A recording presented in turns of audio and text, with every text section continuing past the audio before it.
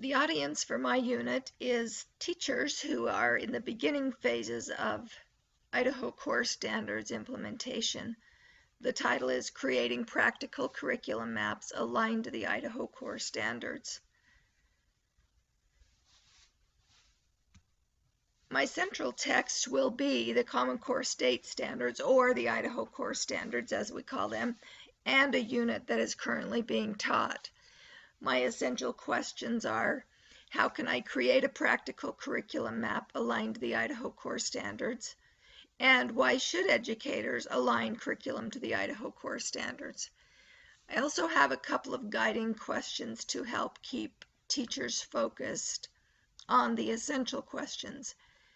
The biggest question that teachers have had is, how do I make the document useful so that it guides instruction every day? Teachers have in the past created curriculum maps. They've done all of this and it's gone in a drawer. They put it away and never see it again. So my goal is to make sure that they have the flexibility to create something that is useful for them as long as it contains the critical components of a curriculum map. One of the close reading activities I will use, it will just be a complete free response think aloud sheet using the Common Core Anchor Standards as shown in Inquiring Minds Learn to Read and Write on page 76. And the text that I will use for this activity will be the the College and Career Readiness Anchor Standards, and also a unit that the teachers are currently teaching. Some of the questions in the free response think aloud will refer the teachers back to the text or the standards, making them text dependent, but some of them are also a little bit more reflective. The standards I'm focusing on are Reading Information 9 and 10.2, determining the central idea of a text and analyzing its development over the course of a text.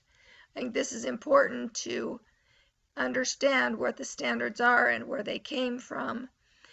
How do they emerge and how are they shaped?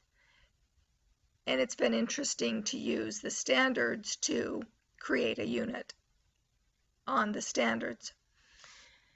The next standard I'll focus on is Reading Information 9 and 10.4, and it is determining the meaning of words and phrases as they are used in a text.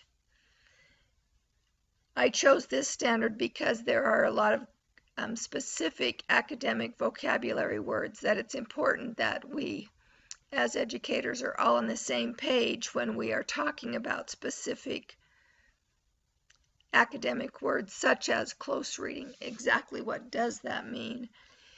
There are other specific words that we need to be sure we're all speaking the same language.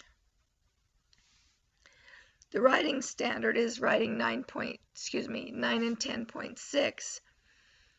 Use technology, including the internet, to produce, publish, and update individual or shared writing products.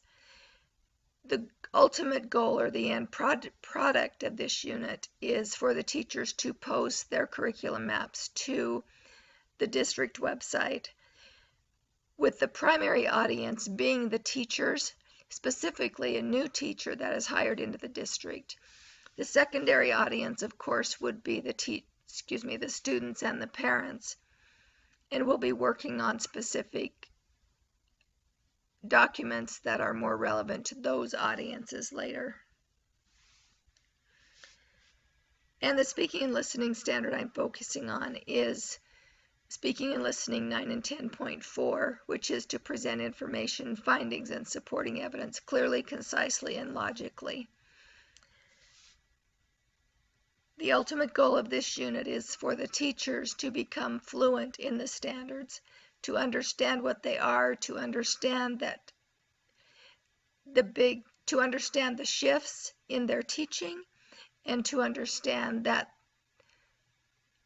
units and lessons should focus on standards rather than content first.